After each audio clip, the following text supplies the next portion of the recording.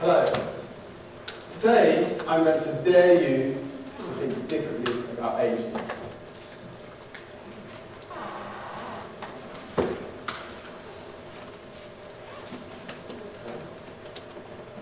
Okay. So, I'm going to talk to you, I'm going to first start with a story about Grace Jones. But not this Grace Jones, this Grace Jones. Now this article was written about 2 years ago on her 109th birthday. And as far as I know, Grace is still alive and at 111, one of the oldest people alive in the UK. Now, as always in these stories, they ask her the important question, what is your secret to longevity? And for her, is that she has a drop of whiskey every night. Now this is a great story. I love this story. And journalists really love this kind of stories. But I dare to say that this is the wrong way to think about it. Why is that? Well, let's think about all those friends of Grace who also had a drop of whiskey every night. They're no longer around to tell the tale. And why is that? Well, we don't know. Might be lots of factors. They may have different genetics from Grace. They've lived different lifestyles. Different things have happened to them, disease and so on. But also, I would like to say there's a large element of luck, or in their case, bad luck. So, the reason why it's about luck is that we know that aging is intrinsically variable. People develop to adulthood, for example, in a pretty much predictable way, at a predictable timescale. But we all age in different ways at different times. And it's not just people. We see this wherever we look across the animal kingdom. So, I work with this tiny little worm called C. elegans, about 1 millimetre long, and we grow it in the lab on a Petri dish. And we feed them this lawn of bacteria, E. coli bacteria. Now, even though these worms are essentially genetically identical, their lifespan can vary dramatically. So here, I'm showing you a survival curve. So this shows you the survival of adults in days of adulthood. And the first worms die after only about 8 days of adulthood, but the last worms die around 20 days of adulthood. That's much, much longer. And we can find interventions that make the worms live longer. For example, in the upper line, we have a population of worms that has been put on a mutant of bacteria that makes the worms live longer. We found this mutant made worms live longer. But if you look at it on an individual basis, you can't really say that, because if you look at the first few worms that die on the mutant bacteria, they die before the majority of worms on the control bacteria. So in order to study aging and looking at effects on lifespan, we need to use large populations. And the worm C. elegans is perfect for that, because we can grow up large numbers of worms and we can do lots of experiments. Here this is over 100 worms in each thing. We often use 200 worms or so. But there's other ways we can automate this, and so we can look at even more worms. And this is a picture from a workshop that we ran here in Durham last year, and we invited people working on different forms of automating the analysis of aging. And here is Nick Strauss-Strop, who invented a machine to look at lifespan of large numbers of animals. We've got Chris Van Yang, who invented another technology. But we're actually also interested in the beginning of aging. Why is it that Roger Federer is still playing tennis when about 5 years ago people were writing him off saying he was too old and should hang up his racket? And we find that part of aging is maybe even more interesting rather than the end of aging, of death. So we've invented our own technology in which we can monitor how fast the animals move, and we can see that in the first few days of the worm adulthood, they actually slow down a lot. It's a bit like they're transitioning from Harry Kane to Gary Lineker in only a few days. So we can measure that in large populations across large amounts of things. And so we want to use this to sort of increase our productivity in this field by order of magnitude. But what really is aging?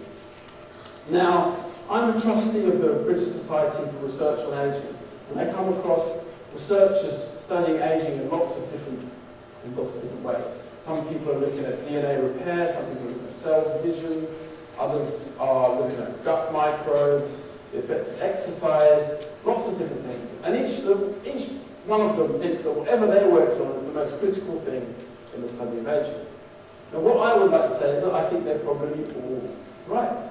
That's how it is. And this, I'm going to take you through a theory and a model that I want to tell you about. So this is a model that was devised by Brown and colleagues at Harvard University. And so they take a model of a network of nodes, and those nodes are either functional or non-functional. And the nodes depend upon each other for function. So that if a node becomes non-functional, like that node just go back. That node became non-functional. It means that now the node in the middle now becomes non-functional because the majority of nodes it's connected to are no longer functional.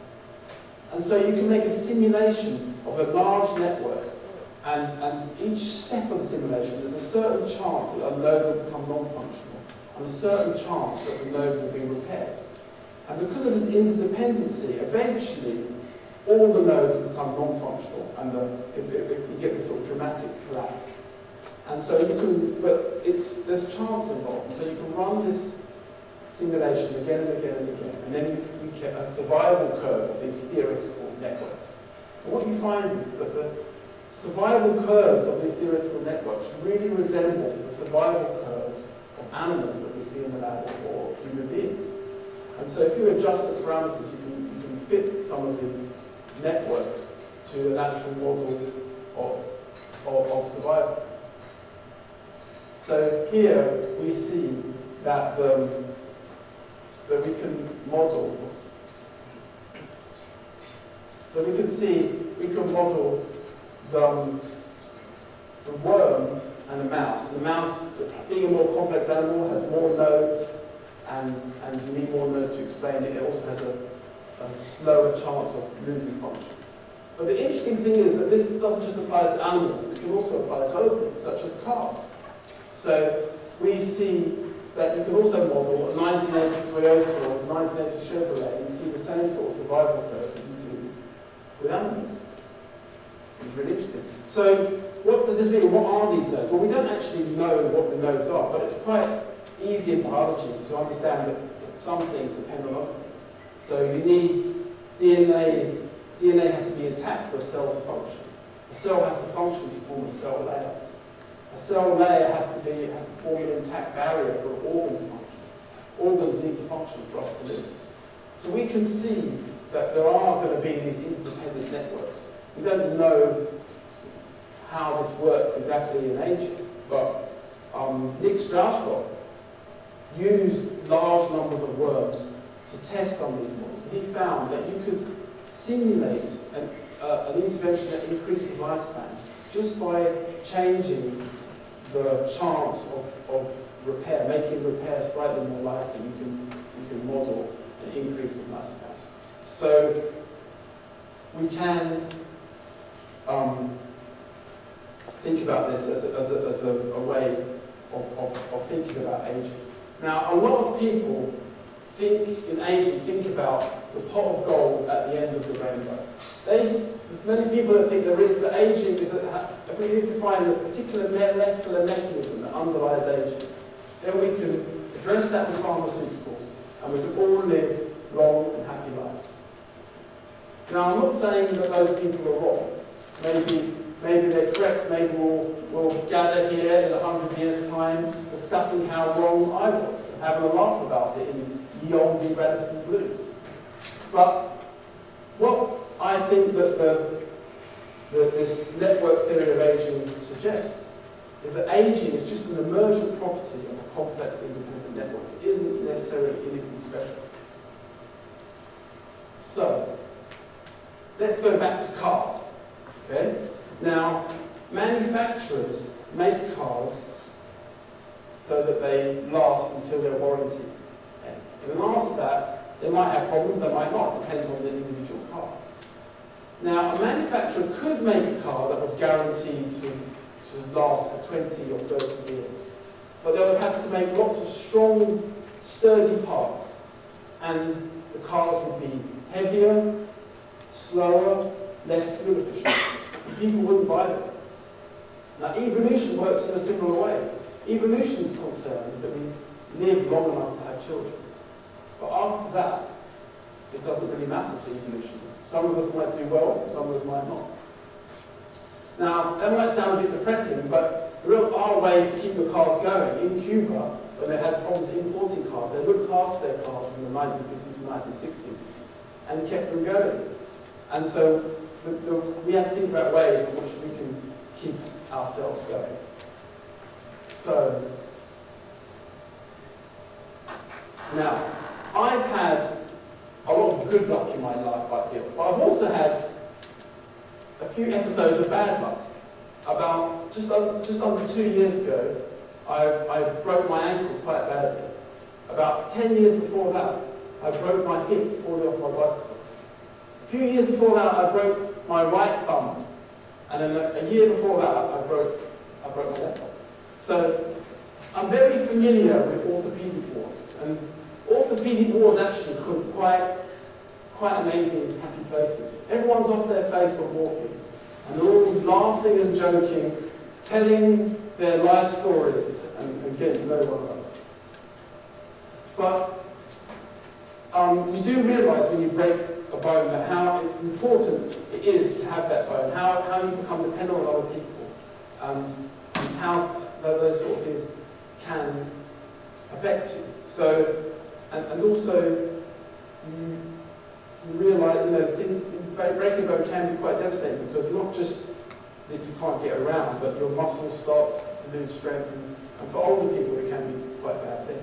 Now, as well as the luck involved, whether you have an accident or something, in all my cells, every millisecond, the dice are being thrown about molecular damage and repairing that, and those sort of chances are being had all the time. So, there's two things I really want you to take away from my talk. Okay. The first thing is, there are ways